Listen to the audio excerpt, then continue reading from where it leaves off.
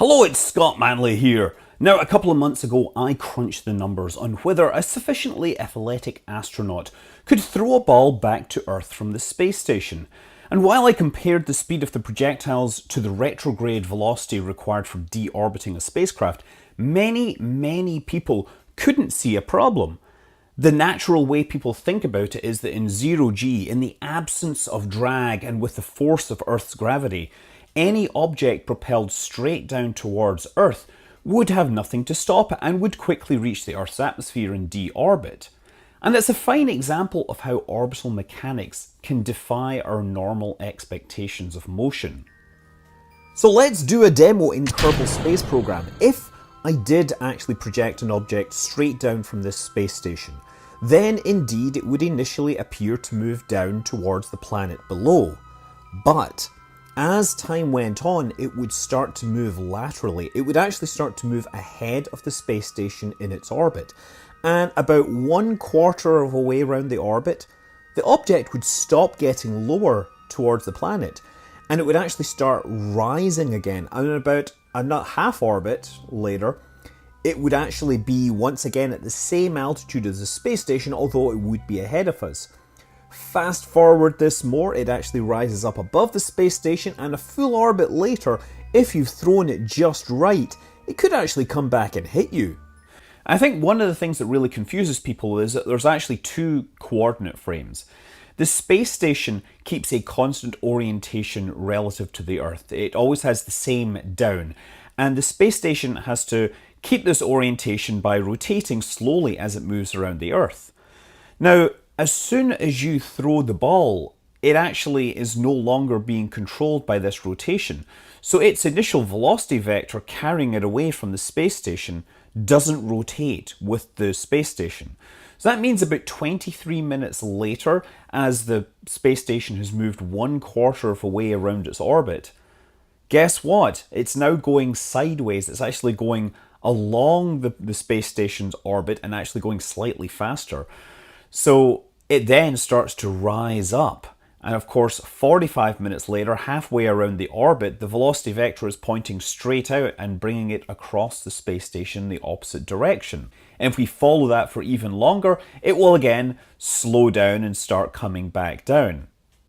What's happened is that the orbit has become slightly elliptic, and instead of the object orbiting at the same altitude, it now oscillates between a low point and a high point, or as astronomers and Kerbal Space Program players say, perigee and apogee.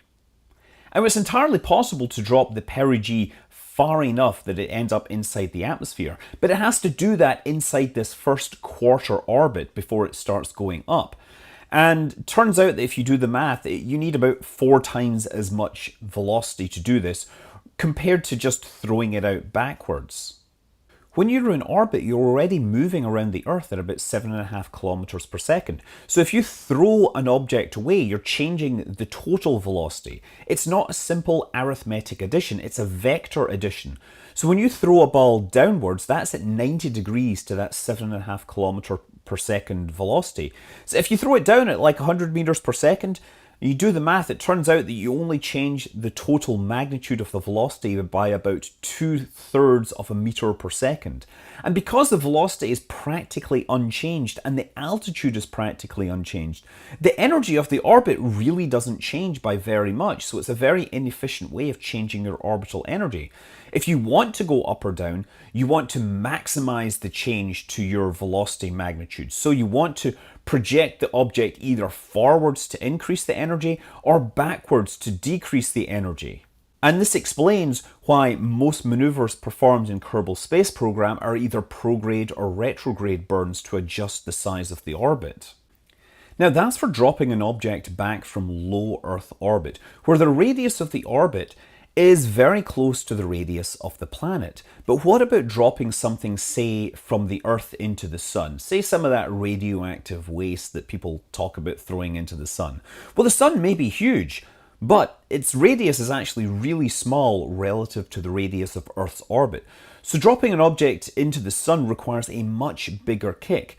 And we know now that applying that kick retrograde is the most efficient way to drop your perihelion down.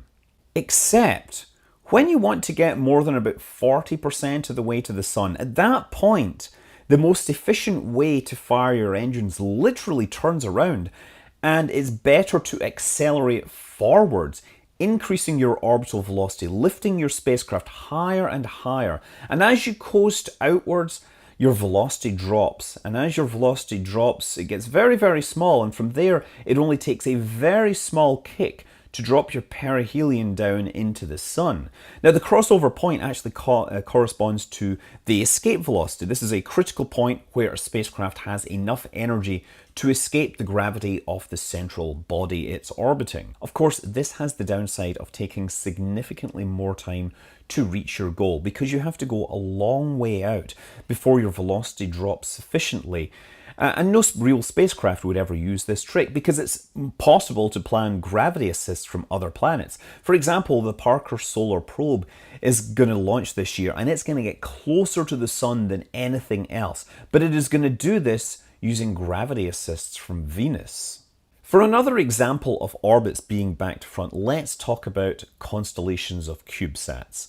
The Dove satellites are basically Earth observation CubeSats. They are fit into a 3U form factor, which means they are 10 centimeter by 10 centimeter by about 30 centimeter. They're about that size, right? They're tiny.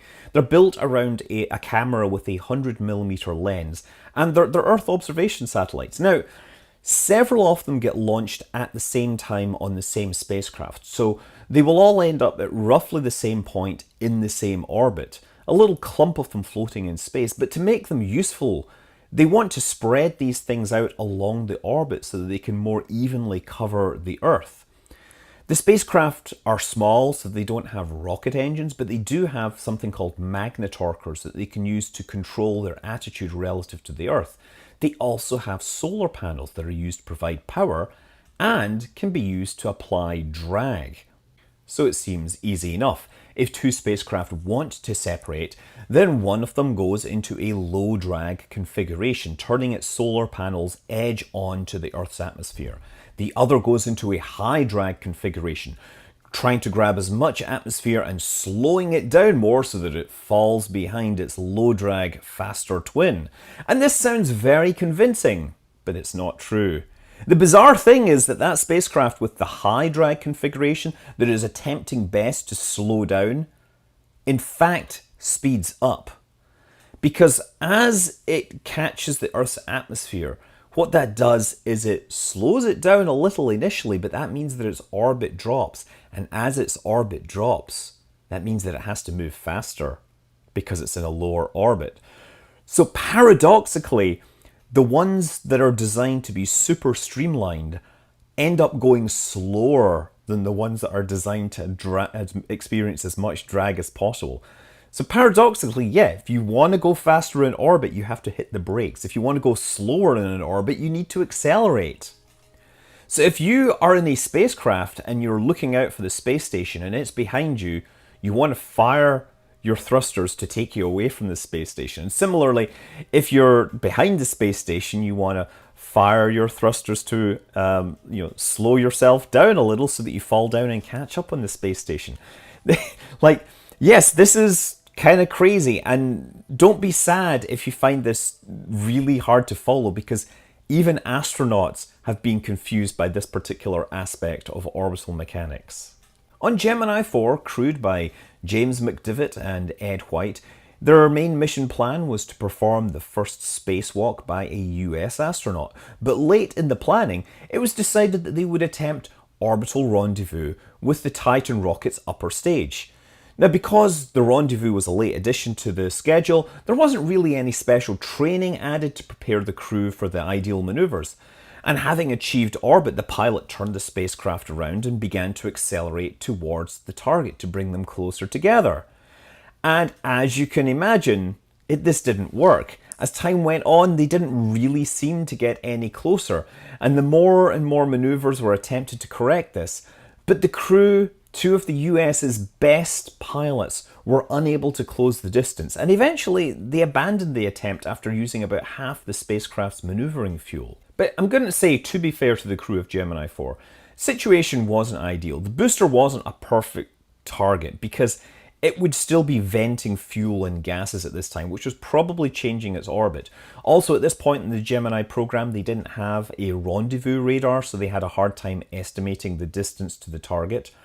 But I'm going to also point out that Gemini 12, its radar changed, and the crew was able to navigate in using a sextant and paper. But I will also mention that the navigator, the co-pilot on that, was none other than Buzz Aldrin, who literally wrote the book on Orbital Rendezvous. I mean, literally, that was his PhD thesis.